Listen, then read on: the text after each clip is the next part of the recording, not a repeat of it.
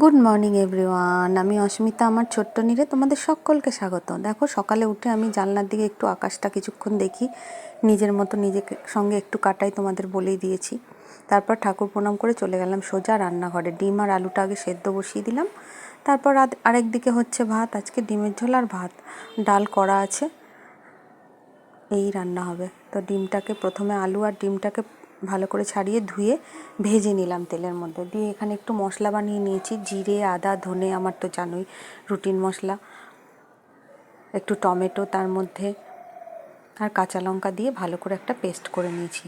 সেই পেস্টটা ডিমটা ভাজা ভাজা হওয়ার পর এর মধ্যে দিয়ে দিয়েছি।